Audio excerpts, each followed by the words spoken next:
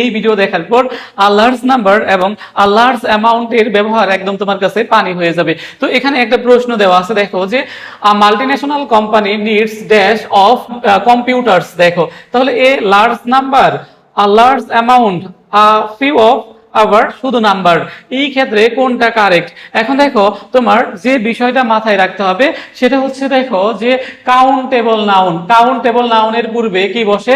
A large number বসে। তাহলে countable নাউনের পূর্বে কি ব্যবহার করবে? এ লার্জ নাম্বার ব্যবহার করবে। আর আনকাউন্টেবল নাউনের পূর্বে কি ব্যবহার করবে? A large amount. এগুলার অর্থ হচ্ছে অনেক বেশি বা অধিক সংখ্যক। তাহলে অনেক বেশি বা অধিক সংখ্যক বোঝাতে আমাদের কি ব্যবহার করতে হয়? কাউন্টেবল নাউনের পূর্বে ব্যবহার করতে হয় a large number.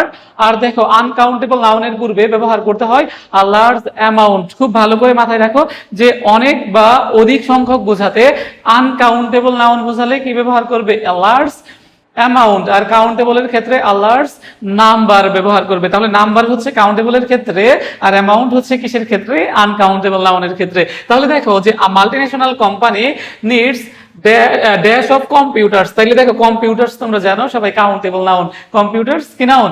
Countable noun. তাহলে কাউন্টেবল নাউনের পূর্বে আমাদের কি ব্যবহার করতে হবে? দেখো যে আ লার্জ নাম্বার ব্যবহার করতে হবে। দেখো যে multinational company needs a large number of computers, অর্থাৎ অনেক বেশি কিসের প্রয়োজন হয়? কম্পিউটার্সের প্রয়োজন হয় মাল্টিন্যাশনাল কোম্পানিতে। তাহলে দেখো যে এই ক্ষেত্রে আ লার্জ নাম্বার হবে। এখন আ লার্জ অ্যামাউন্ট কেন হবে না? দেখো এই কারণেই হবে না যে আ লার্জ অ্যামাউন্ট তো বসে আনকাউন্টেবল নাউনের ক্ষেত্রে, কম্পিউটার তো কি নাউন? Countable noun. তাহলে তো এটা বুঝবে না। আবার আ ফিউ অফ তো এখানে হবেই না, আবার নাম্বারও হবে না। তাহলে এই দুইটার মধ্যে দেখো কনফিউশন। আশা করি তোমরা বুঝতে পেরেছো যে মাল্টিন্যাশনাল কোম্পানি নিডস, দেখো যে a large number of computers। তাহলে মাই ডিয়ার স্টুডেন্টস, অধিকাংশ বা অনেক বেশি বোঝাতে কি ব্যবহার করতে হবে? আ লার্জ নাম্বার ব্যবহার করতে হবে কাউন্টেবল নাউনের ক্ষেত্রে, আর আ লার্জ অ্যামাউন্ট ব্যবহার করতে হবে আনকাউন্টেবল নাউনের ক্ষেত্রে।